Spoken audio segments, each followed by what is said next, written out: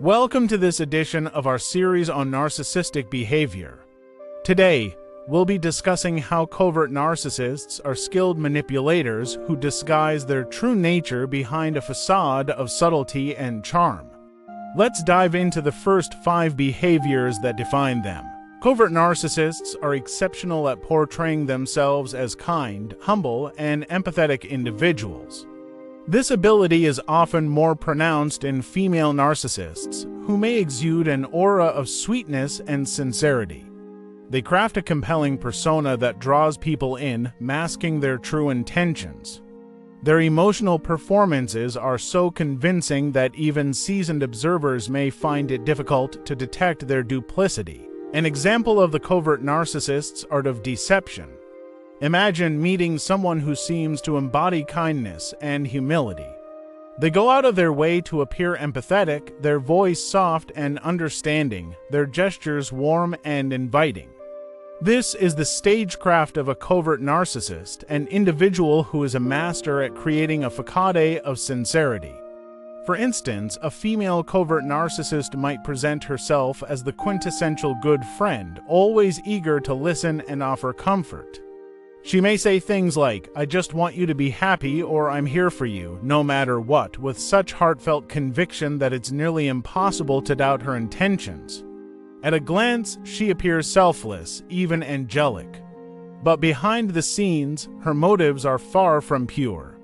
Her actions are calculated, designed to garner admiration, secure control, or manipulate others into fulfilling her needs. Compliments and acts of kindness are often transactional, laced with hidden agendas. When challenged or confronted, this persona becomes even more convincing. She might cry and plead, claiming she's misunderstood, further drawing people into her web of deception. Her ability to feign vulnerability and innocence makes her one of the most skilled actors in the narcissistic world. This emotional performance, practiced and perfected, can fool even the most intuitive observers.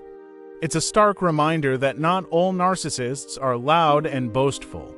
Some are quiet performers, manipulating from the shadows, leaving chaos in their wake while maintaining their mask of virtue. In the early stages of a relationship, covert narcissists are experts at mirroring the personality, values, and interests of their target. They seem like the perfect match, creating a sense of deep connection and trust. Love bombing, a tactic of overwhelming their target with attention, flattery, and affection, is another tool in their arsenal. This calculated strategy ensures their target becomes emotionally invested, making it harder to recognize manipulation as the relationship progresses. In this example, phase 1 of the narcissist is mirroring.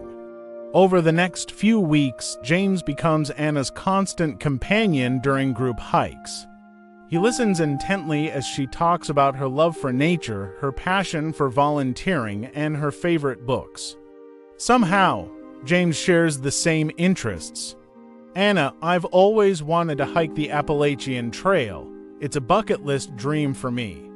James, "No way. Me too. I've been planning to do it for years. Maybe we could plan it together someday." Anna mentions her favorite author, and by the next meeting, James has read that author's latest book, enthusiastically discussing it as though he's a lifelong fan. "Anna, you're into Terry Pratchett. Nobody I know reads him." James, "Are you kidding? I adore his work." His humor and wit are genius. From hobbies to values, James mirrors Anna so closely that she starts thinking, "I've finally met someone who gets me." Phase 2 is love bombing. James begins to shower Anna with affection and flattery. He sends her thoughtful good morning texts every day, complimenting her kindness and intelligence. On their 3rd meeting, he gives her a carefully selected gift, a first edition book by her favorite author. He surprises her with small romantic gestures, like packing her favorite snacks for the hike or texting her long messages about how incredible she is. Anna feels swept off her feet. No one has ever treated her this way. "James, you're not like anyone I've ever met. It feels like destiny brought us together. Anna, I feel the same. I can't believe how lucky I am to have met you."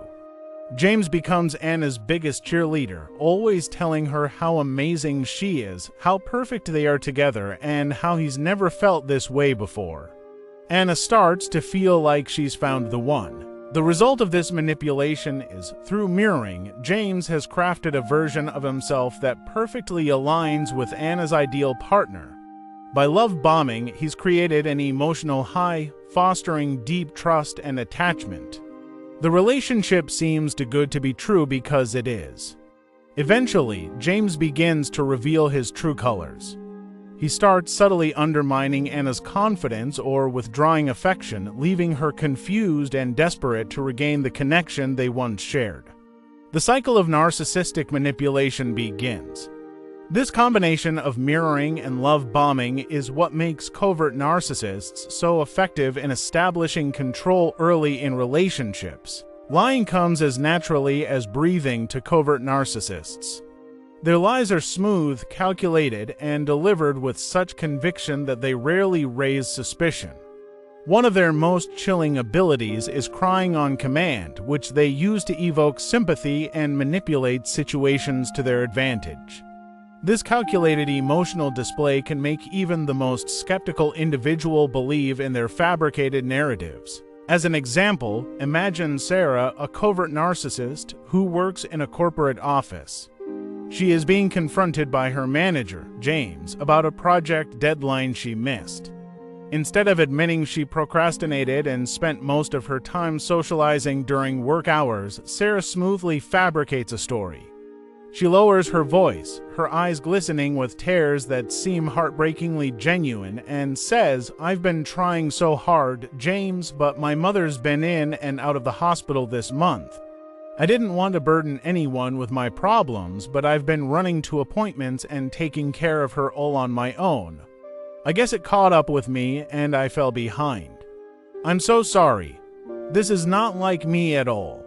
Her delivery is flawless. She adds pauses in her speech, shakes her head as if ashamed, and even dabs her eyes with a tissue she conveniently has in her pocket. The manager, taken aback by Sarah's emotional display, immediately softens his tone. "I'm so sorry to hear that. Sarah, you should have told me earlier. I'll give you an extension on the project, and we'll see what else we can do to help you during this tough time," he says sympathetically. In truth, Sarah's mother is in perfect health, and her emotional display was a well-crafted performance to shift blame and avoid accountability. By using her ability to lie convincingly and manipulate emotions, Sarah not only evades the consequences of her actions but also gains sympathy and leniency from her manager. This calculated manipulation is a hallmark of expert lying by covert narcissists. They use lies to control narratives, shift perceptions, and ensure outcomes that serve their self-interest. Covert narcissists have an uncanny ability to evade accountability. When confronted with their wrongdoings, they deflect, shift blame, and weave elaborate excuses to portray themselves as the victim.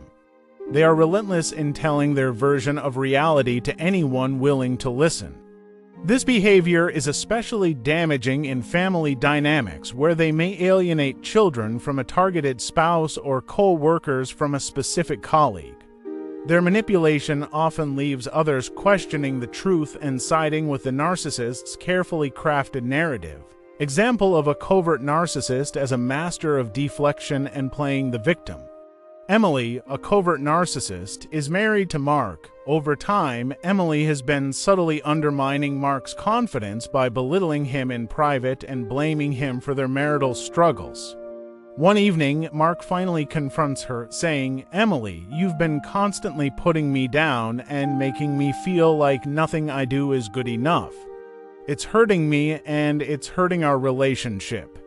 Instead of taking accountability, Emily immediately switches into deflection mode. She sighs deeply, her expression shifting to one of hurt. "I can't believe you're accusing me of that, Mark," she says, her voice trembling. "Do you have any idea how hard it's been for me to live with someone who's always so critical? I feel like I'm walking on eggshells around you every single day, trying not to upset you." Before Mark can respond, Emily continues, "I've been trying so hard to make this marriage work, but you never seem happy. You just don't see how much stress I'm under between the kids, the house, and work. I feel like I'm falling apart, and now you're attacking me. Do you even care about what I'm going through?" By the time Emily finishes, she's teary-eyed and visibly distressed. Mark, caught off guard by her emotional display, begins to doubt himself. Instead of pursuing the conversation about her behavior, he finds himself apologizing. "I didn't mean to upset you, Emily. I just wanted to talk about how I've been feeling." Later, Emily tells her friends and family that Mark is constantly criticizing her and that she's doing everything she can to keep the marriage afloat despite his emotional abuse. Her version of the story paints her as the victim of an unappreciative and controlling spouse. This tactic not only deflects attention from her actions but also gains her sympathy and support, leaving Mark isolated and questioning his own reality. This is a classic example of how covert narcissists masterfully deflect blame and position themselves as the victim to manipulate those around them. The covert narcissist's determination to achieve their goals is unmatched. They can sustain their manipulative tactics for weeks, months, or even years if necessary. Their relentless pursuit of their agenda involves pounding their version of events into the minds of their targets, often causing emotional exhaustion or submission. Over time, their persistence can lead to complete alienation of the intended victim, whether it's a spouse, friend, or colleague. At the core of their behavior lies an initial lie or a distorted version of history, which they use as the foundation for their relentless campaign. Here is an example of a covert narcissist's relentless campaign. Jake, a covert narcissist, works in a small office alongside Sarah, a well-liked and competent colleague. Sarah recently received a promotion Jake secretly felt he deserved. Instead of addressing his feelings directly or moving on, Jake begins a calculated and relentless campaign to tarnish Sarah's reputation. Phase 1. Planting the seed. Jake starts with small, seemingly innocent remarks to colleagues. "Sarah seems so stressed lately. Do you think she's handling the extra responsibility okay? I overheard Sarah arguing with her husband on the phone. I hope everything's all right at home. It must be hard to focus at work with so much going on." These comments appear concerned but subtly introduce doubt about Sarah's professionalism and stability. Phase 2. Amplifying the narrative. Over weeks, Jake escalates his efforts, quietly approaching different co-workers. "I noticed a couple of mistakes in Sarah's reports. I didn't want to say anything, but it's becoming a pattern. I hope she's not overwhelmed with the promotion. It's just between us, but I heard Sarah raised her voice at the intern last week. I think the stress might be getting to her." Jake ensures his stories align with each colleague's perception of Sarah, tailoring his approach to maximize believability. He repeats his narrative often enough that it begins to seem like common knowledge. Phase 3. Turning management. Once Jake senses the office has started questioning Sarah, he approaches their manager. With feigned reluctance, he says, "I hate to bring this up, but I've been noticing some things with Sarah. A few team members have mentioned concerns about her behavior and the quality of her work. I didn't want to gossip, but I thought you should know." Jake's persistence and subtle manipulation lead the manager to scrutinize Sarah more closely. Under the pressure of the rumors and increased micromanagement, Sarah begins to doubt herself. Small mistakes she never would have made before start slipping through, reinforcing Jake's narrative. Phase 4. Total alienation. Months later, Sarah feels isolated. Co-workers are distant, management is critical, and her self-confidence has eroded. Jake, meanwhile, continues his campaign. "It's such a shame about Sarah. She used to be so good at her job. I really hope she gets the support she needs." Eventually, Sarah decides to leave the company, unable to endure the toxic environment Jake created. Jake has achieved his goal, removing Sarah from her position without ever appearing overtly hostile or confrontational. This example showcases the covert narcissist's ability to sustain a manipulative campaign over time, eroding trust and relationships through persistence, subtlety, and calculated deception. The key takeaway: covert narcissists operate under the radar, making them especially dangerous.